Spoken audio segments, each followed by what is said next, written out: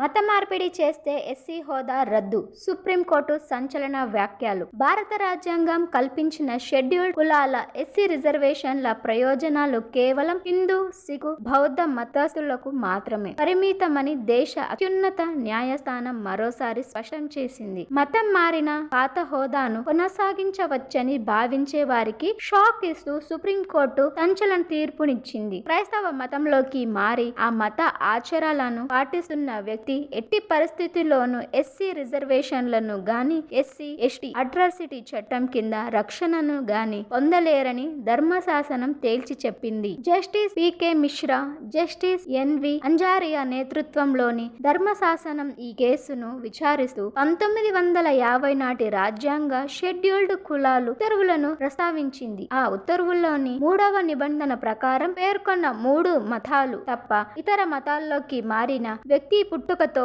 SC అయినప్పటికీ ఆ హోదాను తక్షణమే కోల్పోతారని కోర్టు వివరించింది. ఇందులో ఎలాంటి సందిగ్ధ లేదు. మతం మారిన వ్యక్తికి రాజ్యాంగపరమైన రిజర్వేషన్లు, చట్టపరమైన రక్షణలు, ఎలాంటి ప్రయోజనాలు వర్తించవు అని న్యాయమూర్తులు స్పష్టం చేశారు. గతంలో ఏపీ హైకోర్టు కూడా ఇదే విషయాన్ని నొక్కి చెప్పింది. ఒక వ్యక్తి క్రైస్తవ మతాన్ని ఆచరిస్తున్నప్పుడు ఆయన ఎస్సీ హోదా ఆటోమేటిక్ గా రద్దు అవుతుందని, ఫలితంగా ఎస్సీ ఎస్టీ చట్టం కింద కేసులు నమోదు చేయడం చట్టబద్ధం కాదని పేర్కొంది. ఈ తీర్పును సవాలు చేస్తూ దాఖలైన పిటిషన్ ను వివరించిన సుప్రీంకోర్టు, హైకోర్టు నిర్ణయం సరైనదేనని వెల్లడించింది. ఒకే సమయంలో వేరొక మతాన్ని ఆచరిస్తూ ఎస్సీ హోదాను అనుభవించడం అసాధ్యమని అత్యున్నత న్యాయస్థానం స్పష్టం చేసింది.